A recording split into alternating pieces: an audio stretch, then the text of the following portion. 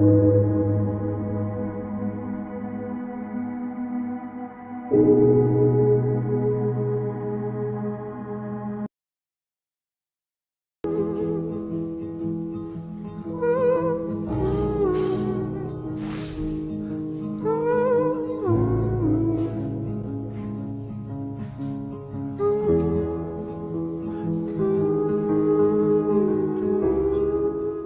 nak minum air, boleh pinjam RM3 tak?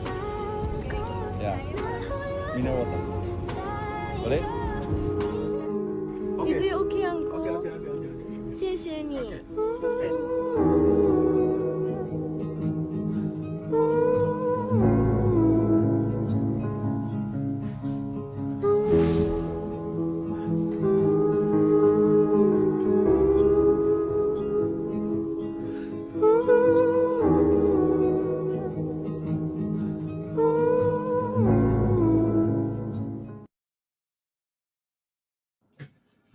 Welcome everybody to Muslim Pros webinar tonight.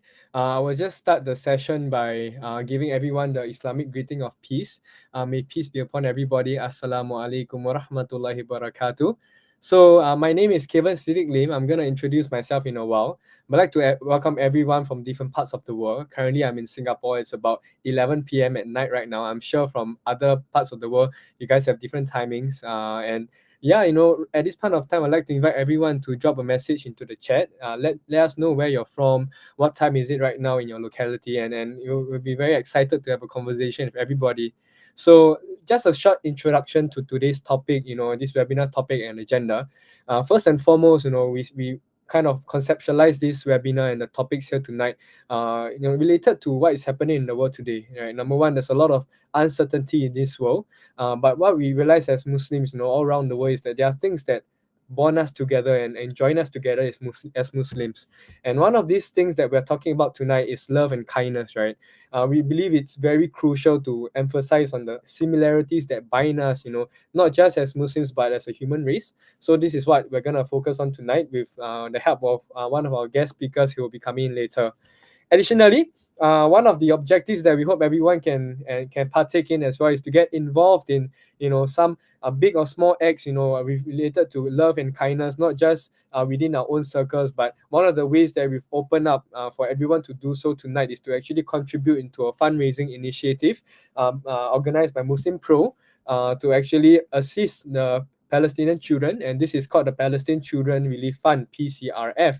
So this is to raise funds for the children who are victims of the crisis, as we know that they are experiencing currently overseas. So I believe the team will be sending a link directly to the chat for donation, and as well doing the sign ups as well. Probably you guys have already gotten the link to it. Last but not least, as you guys have seen in the video earlier, we really want to amplify positivity. We believe that positivity has a big impact, not just on on a big level, but in your own circles. When we have positivity, love, and kindness, this is really a big motivator within our own community. So our hashtag today, we have a few. Number one is hashtag more kindness, more barakah. On top of that, we also anyone who loves to spread kindness, we welcome and we invite everyone to be a hashtag kindness warrior. So if you see any acts of kindness within your that you've done or in your own circles, feel free to post it on Instagram, post it on TikTok, and tag Muslim Pro Official. And this is our official Instagram page. So let me just start by introducing myself. So I come from Singapore. I'm a Chinese Muslim convert. I became a Muslim about 5 years ago in 2018. So I'm 25 this year. So this is actually Muslim Islam has been in my life for about 20% of my life right now, and I can say that my time as a Muslim has been the biggest and the most blessed part of my life. I got closer to Islam during COVID and realized that there's so much love in our Muslim communities that we want to share, and as a result of that, I started an organization called Convert Central to help converts in their conversion journey. So enough about me. I'm very, very happy to invite our guest speaker here today, Brother Jay Palfrey. So let me just tell you guys a little bit about Jay. So he has a passion for traveling, and I'm sure a lot of people has heard about him. He loves documenting his travels. He's been to countries like Afghanistan, Bangladesh, China, India, Egypt, Iran, Iraq, and I think he is currently in Lebanon as well. So Let's invite Jay over. Hi Jay, how are you? Salam alaikum. Assalamu alaikum. I'm so happy to be here. Welcome everybody from all across the world. Hi, how are you? How are you today? Are you feeling great? Alhamdulillah, very good, very good. I'm here in Lebanon, so it's currently 5:10. Alhamdulillah, Alhamdulillah. Why not? We just start with a few light questions. What are you doing in Lebanon on a daily basis? On a daily basis, I'm pretty much living, working here. As everyone knows, I'm a travel photographer, and I decided to move here from Istanbul earlier this year, and I love it here. I love daily life here. I love meeting people. People here are so kind, and obviously this is one of the topics for today, spreading kindness. And yeah, I'm so excited for this webinar. Great. So before we jump into the main part of our sharing today, let's just talk a little bit about what we are really here to do. As mentioned, today's focus is love and kindness, and how we're gonna get into that is through our own personal stories. We are here. We are not joined here only through the fact that we're here talking about Islam, but we also join through values like love and kindness. And today we're gonna talk about how you came into Islam, how the love and kindness of the people around you open your heart up to Islam. So it's really important that we talk about the impact as well, and hopefully inshallah everyone here on this webinar will be motivated to bring that kind of love and kindness into their own communities as well. So let's go into the first question, and I'm sure everyone has submitted your questions to us. I think in the registration form you guys have submitted some of the questions that you wanted Jay and or I to answer, so we try to answer them as much as we can. But if you're not able to answer all of your questions today, not to worry, within our own channels we'll be trying to answer them as well.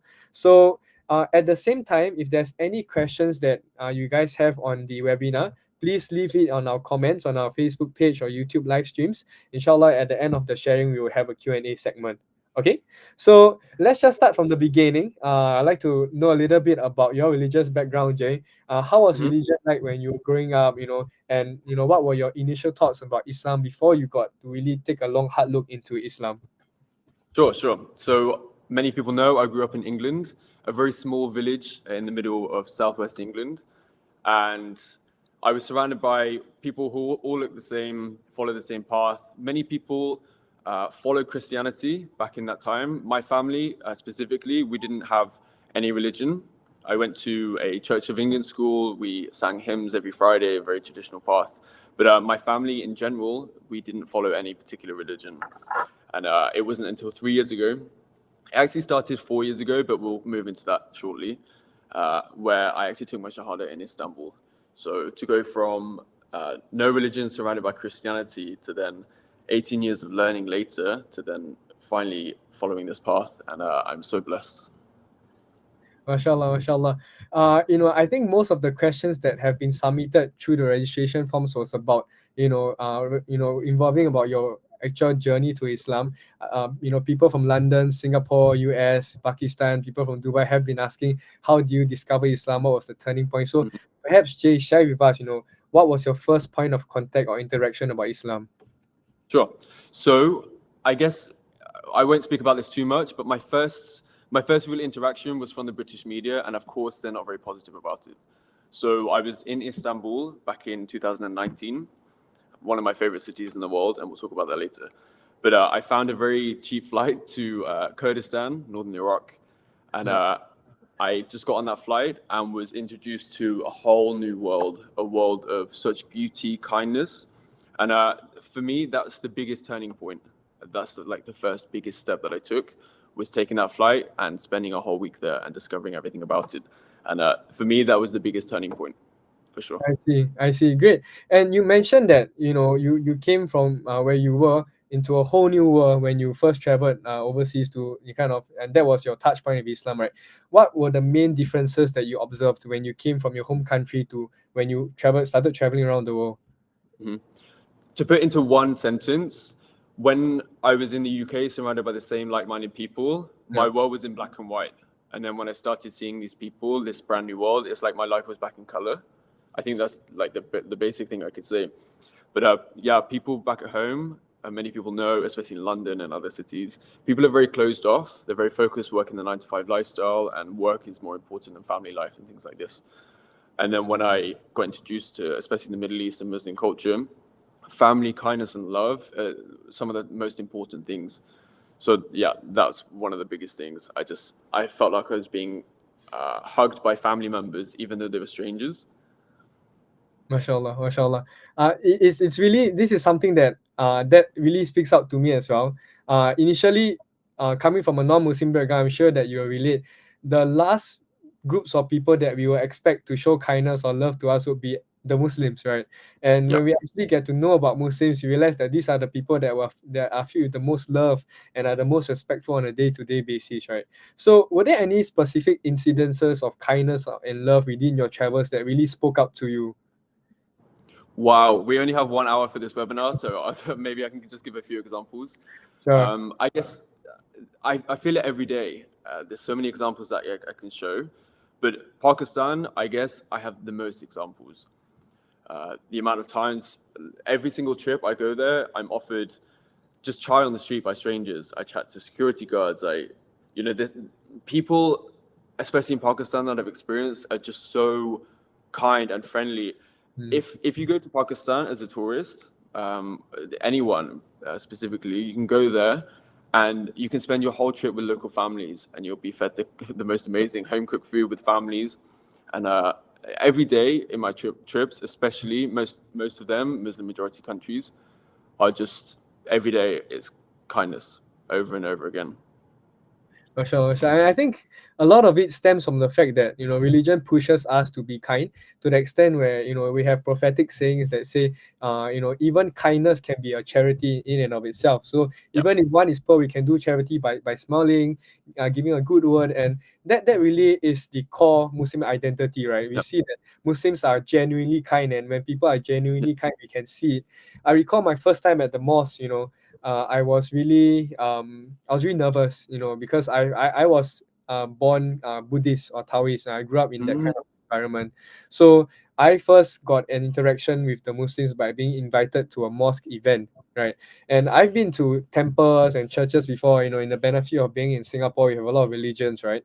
And this experience was sometimes a little bit too closed off to me because a lot of people were just in their own circles doing their own things. They didn't really ask me what I was doing or how did I feel, or when they were asking me, they were just asking, okay, do you want to join our religion?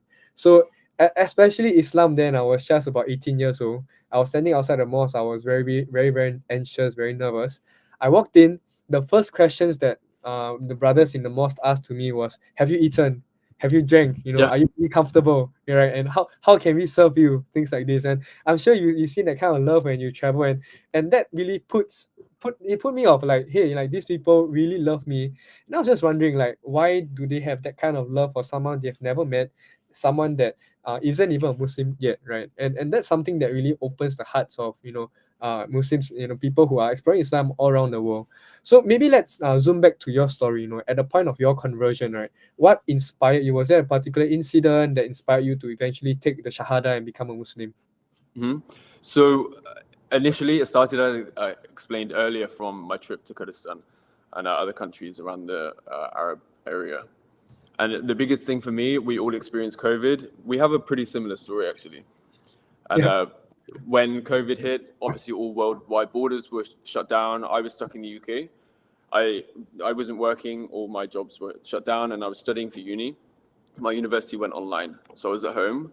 And I've always been interested in all religion, the teachings and the ways of life. But for me, especially, I'm a trained journalist, so I'm very inquisitive about everything. And I decided to dedicate my time during, it was like the month and a half of COVID, between March and May, to actually read the Quran. And I did my first Ramadan, that was 3 years ago. And I took my time to really understand. So there was my travels, yes, but also reading the Quran back in COVID. MashaAllah, MashaAllah. And I guess this is the appropriate time to kind of slide in one of the questions that we received before the seminar. Riza from Canada asks, you once mentioned, as you have just did, that reading the Quran during the COVID lockdown helped you get in touch with your faith, right? And you wanted to find out what made you begin reading the Holy Book and what are some lessons that you learned from it? So I back in the start of 2020 in January, YouTube, as many people know, is actually my full-time job. I'm very interested in video and people's reactions. So back in January, I was watching a lot of Quran recitation reactions, and the emotion I felt listening to these and seeing their reactions, it was like, what am I missing here? Because the UK media, they say everything about Muslims, and it's changing now, but back then, everything about Muslim life and culture was negative.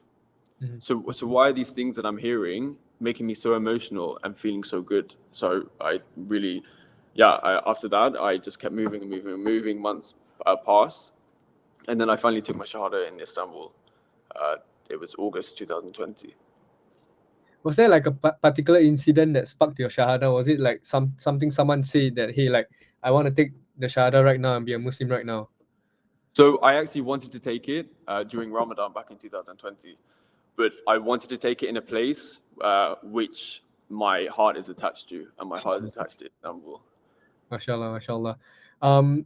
Were there any challenges then that you met around along your conversion process? Any issues with the practices? Any issues with understanding Islam? And the second part of it is that how did the people around you and the kind of love and kindness they showed help you with managing these challenges that you had? Yeah. So when I first took my Shahada, it was amazing. But obviously, I grew up in the UK. Alhamdulillah, my family were amazing. My friends also, I'm very blessed to have them. But I was so worried about the people around me. Obviously, the UK people, as I said, they're so fed by the UK media, they don't understand properly. And I was so anxious and scared. Even when I've been traveling or even going back to the UK, I was so scared, especially after traveling, how people would react to me coming home and seeing them, and what, like, if they would think any negativity, or like if I changed, and I haven't changed. Islam is a daily practice which shows you have to show kindness, respect, gratitude, and I felt like I was like that before I took my Shahada anyway. I felt like I've always been Muslim since I was born, of course, but yeah.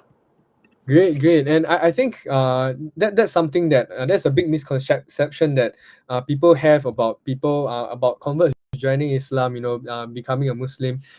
Often what is more often thought of is that these people fundamentally change, and we start to have a big shift in our personalities. But I think the best way that we can describe coming into Islam and becoming a Muslim is that whatever that is good within us is amplified when you become a Muslim. Yes. Whatever weaknesses you've had or flaws that you have after becoming a Muslim, these things are diminished, right? And I think the beautiful part about Islam is that it sets a bar for us, right? In Chinese culture, we've always had this aspect of filial piety, right? But nobody talks about how much, it's just, okay, you have to be good and kind and nice to your parents, right? Coming to Islam, we realize that the bar is set. In the Quran was mentioned by Allah subhanahu wa ta'ala, exalted and great is He. He says in the Quran, do not even say a word of annoyance. In the Arabs, they say oof, right? But for us, that means you can't even say, if you're annoyed, you can't even, in our culture, we do this, like we say, make a sound of a noise. You can't even do that. And that's something that really changes a person's perception of how to treat the people around them. I think Islam really gives us that, On top of that as well, things like the Prophet, the Prophet, peace be upon him, has said that, he has come to perfect, human character. He has come as a mercy, and he says Allah is kind and He loves kindness, right? So that really gives us Muslim the identity of kindness that we have to strive towards as well. So you start to see that, when someone embraces the faith, most of the time we are thinking, as a Muslim, we gotta explain to people what Islam is. We're gonna do a comparison of religion. But hey, like, that's not how people come into Islam. People come into Islam because you show love to them, and hearts open because love is shown to these hearts, and they open because of that. So like, this is something that I think everyone can take away from, even myself, from our journeys, that the kind of love that you show to someone, it can really go a long way. That might even be a cause to them becoming Muslim, at the end of it. All right, so let's go to some post-conversion questions, right? This is really something that's very interesting, and we had a question that come in, from Zanzibar. One question was, what did you like most in Islam that was different from other religions or from the religion you were before? I mean, I was an atheist, so so much has changed and so much that I love. I don't think I can pinpoint exactly one thing, but coming from I guess the biggest thing is I feel like even if I had no one around me, there's always Allah. And obviously growing up with no religion, if I had no one, I would truly be alone. Yeah. Yeah. That's amazing. We've heard before, some of our teachers would say that Allah says in the Quran, He is closer to us than our jugular vein, right? And just try to imagine, if something is as close to you as a jugular vein, how close must it be to you? And of course, Allah is the more lonely we think we are, the closer that we get to Allah, and that's something that a Muslim has as a kind of source of strength, right? And thereafter, after becoming embracing Islam, I'm sure you had like a lifestyle change. How did you then approach balancing your previous beliefs or lifestyle with this new faith that you just embraced? My lifestyle has changed radically. Growing up in England, just one example, drinking culture is very high. Yeah. But we all know. I don't want to speak too much about that. But I was at university. We were going out partying a lot, and making friends that probably I shouldn't have. And since then, especially COVID, that taught me a lot. And now my lifestyle has changed radically. I'm definitely not perfect with my lifestyle of traveling. Praying 5 times a day is extremely hard. But inshallah, this can get better. But yeah, my life is transformed. MashaAllah, MashaAllah. What are some of the things that you love about being a Muslim? One of the biggest things, the community. Yeah. As I said earlier, I feel like I'm in a world with a 2 billion strong family. It's amazing. How about you? I honestly have the same answer. Like, it's one thing to have a strong belief that you can really put your heart and soul around, but when you see a brother across the street, you don't know him, but you can tell he's Muslim, you automatically have love for the brother, right? And that's something, truth be told, I've not seen anywhere else in my life, right? And even right now, I've not seen you in person, and to be honest, like this, we've just had a few interactions before this, but even Jay, I feel like I have so much love for you, right? And I'm sure it's likewise as well. So I think that's the most beautiful part about being Muslim, the love that comes knowing that, hey, you guys are Muslim brothers, and because of that, the kind of love and kindness that we show is so genuine, that really can change lives, right? Yeah, and it's mutual respect. Exactly. Right. I've lost count a number of times I've seen a life change because of the love and kindness that's offered to the person when he needed it the most. And I'm sure me and you, like, we probably needed Islam the most when we were given Islam, and that was because someone thought that it was a good idea to show love and kindness to a non-Muslim at the point of time, right? And eventually this non-Muslim, because of that love and kindness, became a Muslim. MashaAllah, MashaAllah. Great. So at this point of time, I'm sure you have a lot of stories about love and kindness to share, in your travels. Maybe just pick one of these stories that speak out the most to you. Share with us the kind of love and kindness that you've seen from Muslims all around the world. Off the top of my head, I have so many stories, but one that really sticks out in my memories of traveling. I was driving from Karachi to Lahore in Pakistan. And there was a tiny local village surrounded by cows, sheep, in the middle of nowhere, so rural. It didn't actually come up on Google Maps where we actually were. Like, there was no name. And we were driving through, and it got really late at night. And I was with my driver, and he was so confused what to do. Where should we go? Where can we stay? We were probably going to sleep in the car. And we got out to have a chai in a really busy area.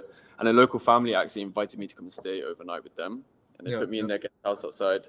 And it was such a beautiful experience. Just they were inviting a stranger into their home. They had no idea who I was, but because they're number one Muslim, and number two, they're so kind and respectful to other people, they invited me. I could have been anyone. MashaAllah, MashaAllah. And I think like this more instances of love and kindness really show us as a reminder, how loving and how kind, and eventually God is, right, as a manifestation of His love and kindness. And I think, more importantly, when we receive an act of love and kindness, the next thing is to number one, like, show it forward, right? And of course, in times like this where things are very uncertain, a lot of things around us are causing us to have negative emotions. Even social media sometimes are very conflicting, causes a lot of things that are within us brewing inside, right? If we then are the cause of an act of love and kindness, even on social media, online, virtually, in person, then it can then start something that is very powerful, right? Would you rather focus on something that makes you feel good, makes you feel positive, as opposed to something that gives you headaches, makes you feel nervous and anxious, right? There's a time for everything, right? And the time for kindness and love should outweigh the kind of negativity that we have in our lives, right? So Even just like yeah. one small example day to day, just imagine if everybody in this world smiled every day, how much of a big difference that would be.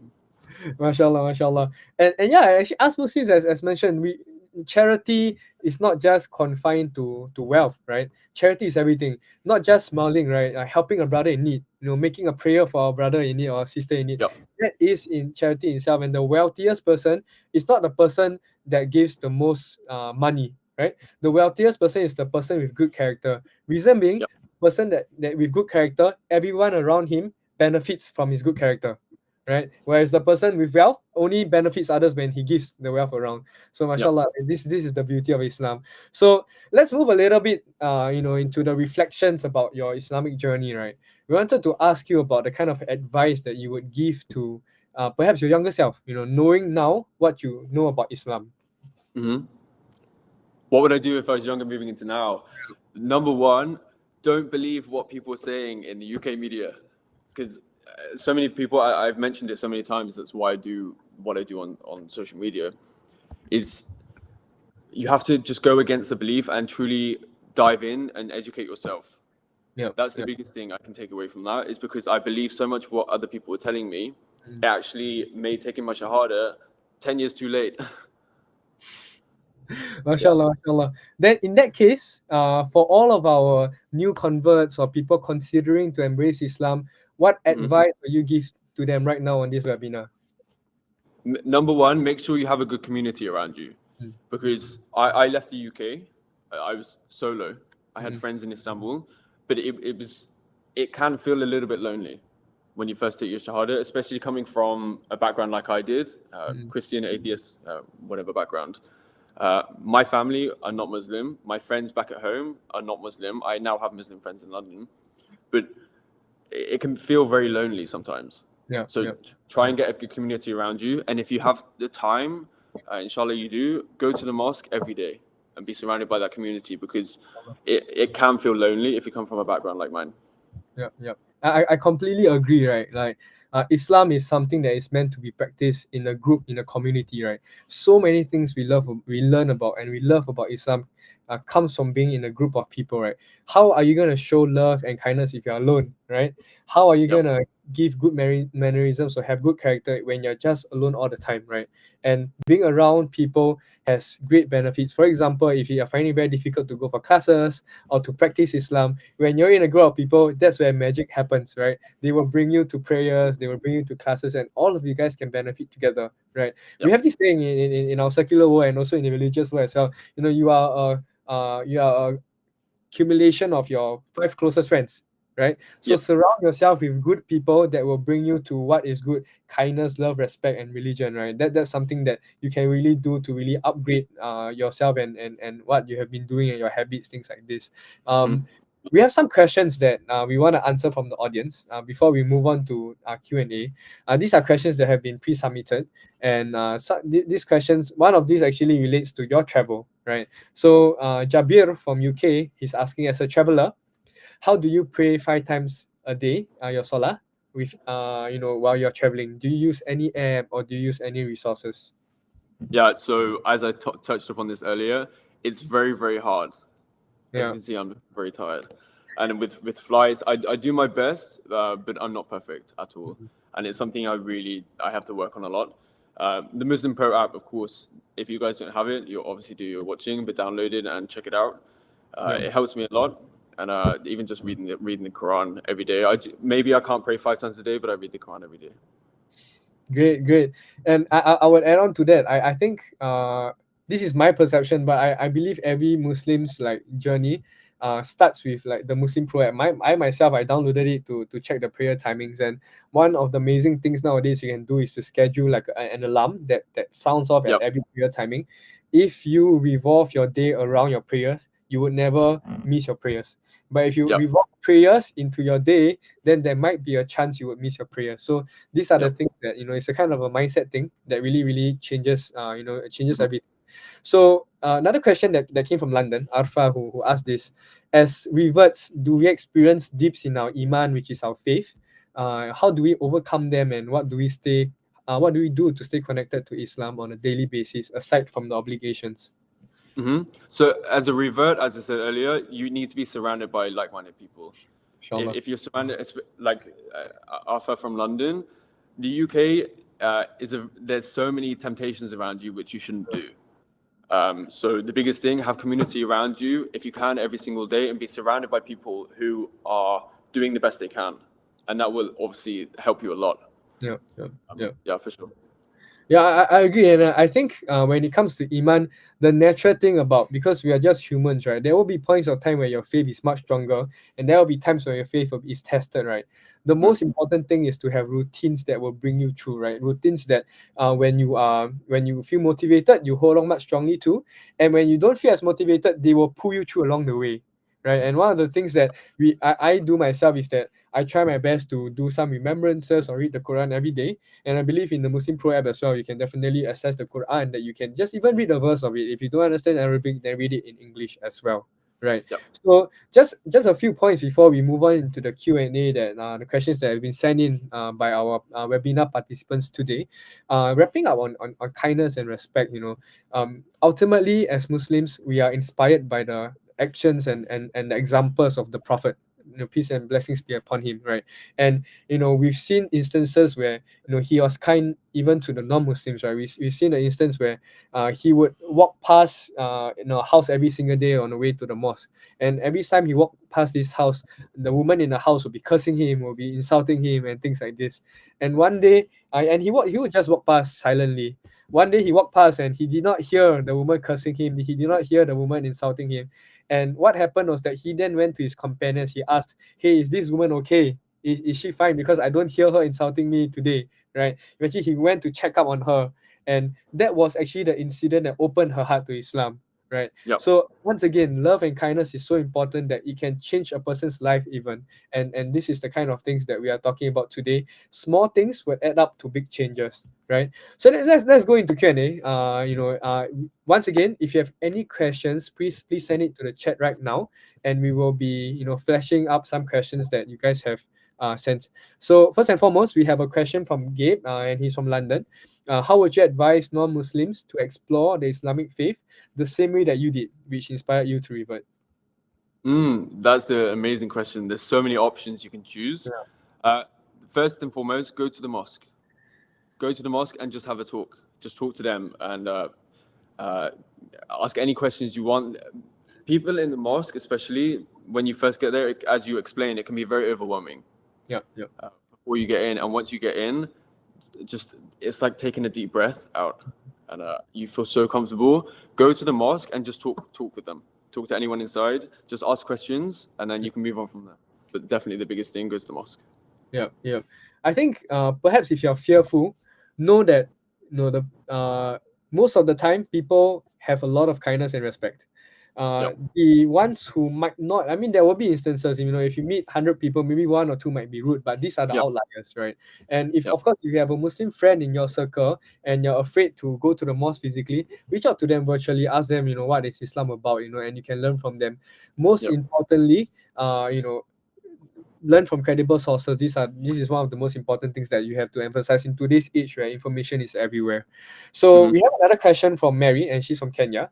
Assalamu alaikum. Wa alaikum salam. I reverted a year ago. Now she's getting serious negative vibes even from her family members. What should are you okay to answer this first? Yeah. I want to see your thoughts. Okay.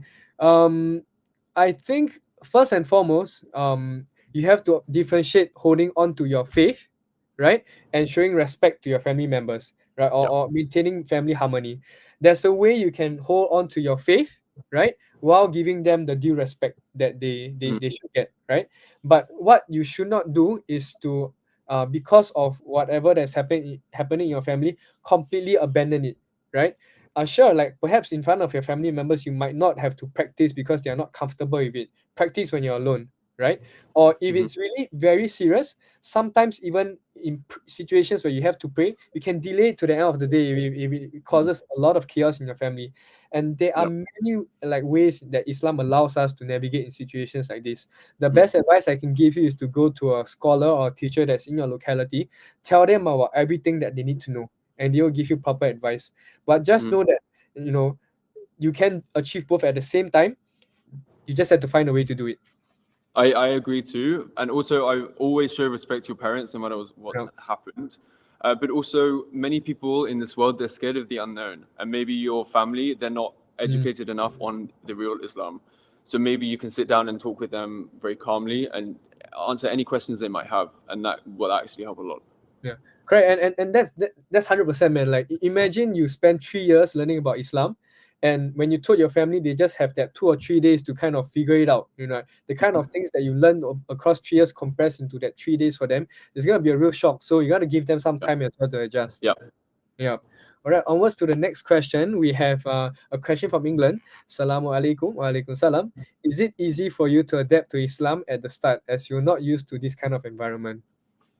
For me, as I said, I was introduced by traveling. I loved visiting Muslim majority countries so much that I've carried it on, and it's now been over 3 years. I didn't always go to Muslim majority, but I find myself so comfortable there that actually now going back home to England is a culture shock.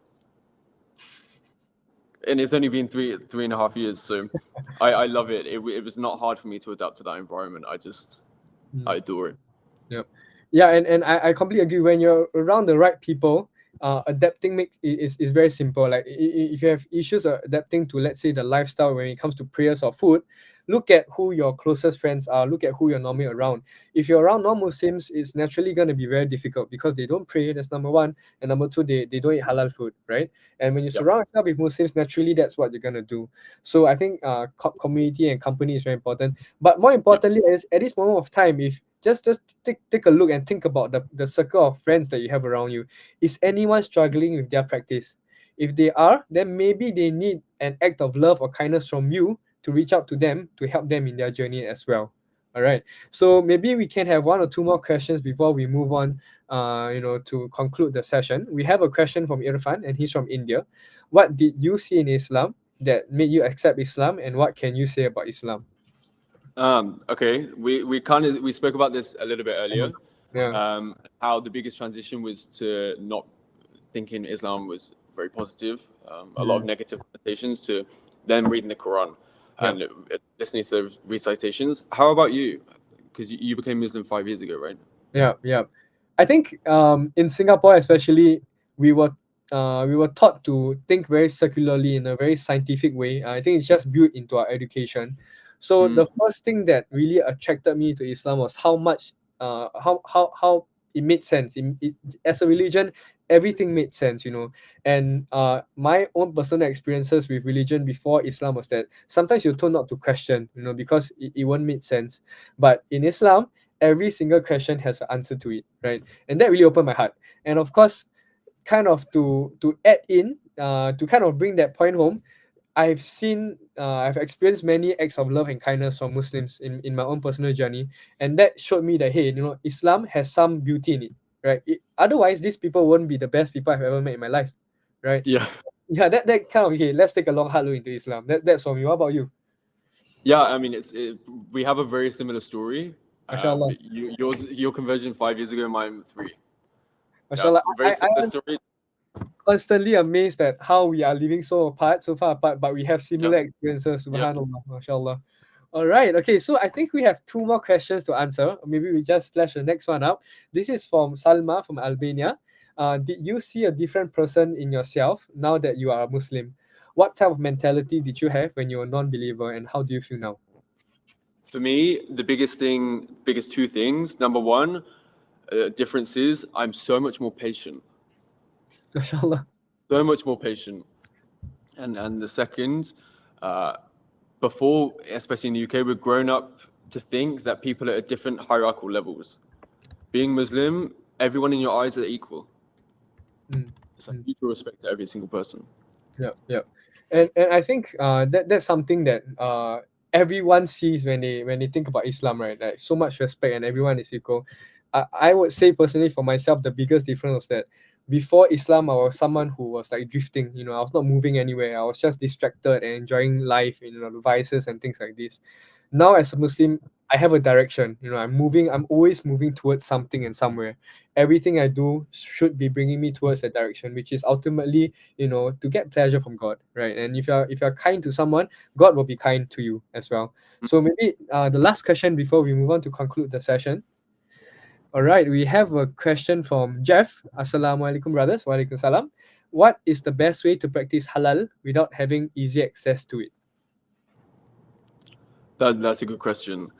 I don't think I can answer this fully because I left the UK because I didn't have direct access to it. Yeah. And it can be really, really hard. Really, really hard. How about you? I think because I left, I'm not the best to answer this question. You see, to practice Islam in any locality, there's always a learning curve, right? Like for example, halal food, the standards of it differ from country to country, and of course, like Jane knows this very well. So the halal standard in Singapore would not be the same halal standard for in a place like Australia, right? So the best way to find out how to practice in a way that's halal, eat in a way that's halal, is to talk to someone from that locality. Again, community and friends, right? Yeah. They have went past that learning curve and they are practicing already. So definitely when you ask them, then you get to understand, you know, the intricacies to practicing halal in wherever you are. And you know, definitely if there's anywhere that we're in that makes it very difficult to practice, then seek consultation to see if it's appropriate for you to move to somewhere that's easier to practice as well. Yeah. Even just go to the mosque. If you have a mosque in your local area, and if you're saying it's hard to practice halal, then maybe you don't have that close by. But if you can travel to a mosque, they can give you the best advice. Yeah, I agree. All right, so all right, okay. I guess you know one last question has come up. This is towards brother Jeff. Or this is probably an answer from the comment section. You try to find alternatives in food when there's no halal food available. For example, fish, potatoes, and vegetarian food in Finland. Yeah, so anywhere in the world, you know, if you have access to seafood, there's halal. Yeah. Yeah. I mostly, if I'm in a non-Muslim majority country and there's no halal, I eat vegetarian. Yeah, great. All right, so I have a few questions for myself. And these questions I love to kind of scope your thoughts on it, right? I want to ask, is there a favorite quote that you've came across in the Quran or in the sayings of the Prophet? What has really stuck to you over the past few years? There's a couple. Maybe we can put them on the screen now, and we can talk through it. Yeah. So, and his signs that he created for you from ourselves makes you find tranquility in them, and he placed between you affection and mercy. Indeed, that you are signs for people who give thought. And the second, spend in the cause of Allah, and do not let your own hands throw you into destruction by withholding, and do good, for Allah certainly loves the good doers. Mashallah. I think like the second quote, so relevant to today's topic, you know, to do good, to bring people towards goodness, do not withhold. That's part of giving love and kindness as well. And I perhaps I'm just asking on behalf of the Singaporeans. So my next question is, are you considering to ever come to Singapore, and when are you coming? Yes. So I was planning on coming. Because I just did an incredible trip to China, Taiwan, and I was in South Korea earlier this year. And then I did a huge Central Asia. But Singapore is so high on my list. Inshallah, start of next year, I will come. But I have a couple of trips left during this year to Oman and Algeria, inshallah. Yeah. And let's see what next year holds. I'm excited. All right, please let us know when you're coming. I would love to meet you in person, and I would love to host you in Singapore. I'm sure many of us will do as well. And inshallah, I'll be happy to show you all the nice halal food you can get in Singapore as well. I can't wait. It would be great. It'll be great. All right. So at this point, you know, time has passed. You know, as Jay mentioned, if we're gonna continue talking, we can probably talk to you. Ramadan comes next year. So yes. We'd just like to wrap up by giving Jay some time to, you know, to say some last words to our audiences before we wrap up the webinar. Okay, sure. Thank you everyone for joining. I'm so happy you came. I would love if we could do this more and more and keep inspiring people all across the world to spread kindness. kindness goes a long way, as we were talking earlier. Even just smiling is sunnah, so we should do it. Even if you don't have respect back to you, you should always give it out to other people. And kindness will change the world, especially in the kind of situations we're living through, especially in Palestine. We will put the information down at the end of the presentation, how you can help with that. But kindness goes a long way, and kindness will change the world. So keep smiling. MashaAllah, MashaAllah. It's been an utmost pleasure of mine to get the chance to talk to you in a situation like today. I would just like to add on with as to what you said, and just to share the saying of the Prophet. He said once that whoever guides someone to goodness will have a reward to one who did it, right? So if your act of goodness leads someone towards Islam, and if he or she embraces Islam because of that, everything he does as a Muslim would go to you, right? And Allah is the most generous. He's the one that is most giving. So he can give you anything you want, without reducing his own greatness. So let that be a motivational factor when you're thinking, hey, should I do an act of kindness to someone? And last but not least, do take some time to follow all of us on our social media. Number one, Muslim Pro. Number two, Jay on his Instagram as well as his YouTube. I promise you it's worth your time. And last but not least, Convert Central on YouTube as well as Instagram as well. So I'm excited. I hear some talk that we're gonna make it a series. So let's see what happens I would love that. Let's see. MashaAllah, MashaAllah. With the allowance and the blessing of Allah subhanahu wa ta'ala, let's see it happen. So thank you for everyone for spending the past 50 minutes with us. It's really been a big blessing. Just some parting words before we end the session. Number one, as mentioned at the start of the webinar, Muslim Pro is currently raising funds for the Palestine Children Relief Fund, PCRF, and I think this is shown on the screen right now. So please scan the QR code. When you donate, it's as a means of increasing your wealth and the goodness that you have in your own life. So take the time to donate. Every single cent counts. And number two as well, we have our kindness campaign. And of course, we mentioned earlier, #kindness warriors, #more kindness, more barakah. So if you see any kindness in action, take a video of it, take a photo of it, and share it on social media. Tag Muslim Pro Official, and they will reshare it on their platforms. Last but not least, we played the video earlier when we started the session. So for those who did not catch the video earlier, we're going to replay it for you right now. Bismillah.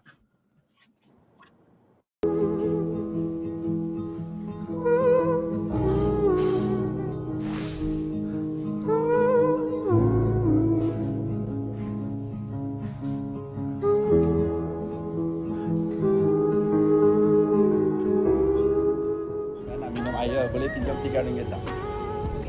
Ya. Mineral water. Boleh? Is it okay, uncle? 谢谢你。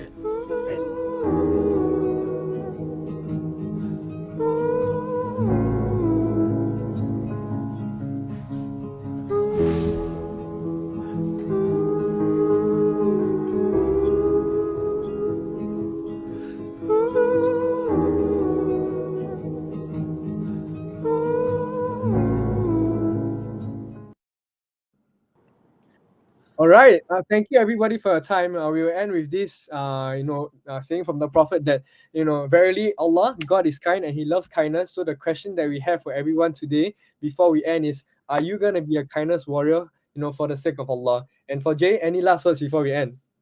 Yes, please keep sharing kindness all across the world. #kindness warriors, #more kindness, more barakah. Keep sharing on social media and keep spreading kindness and love. Thank you. Great. All right, we'll see you on the next webinar. Good night, everybody. May peace be upon you, and we will see you next time.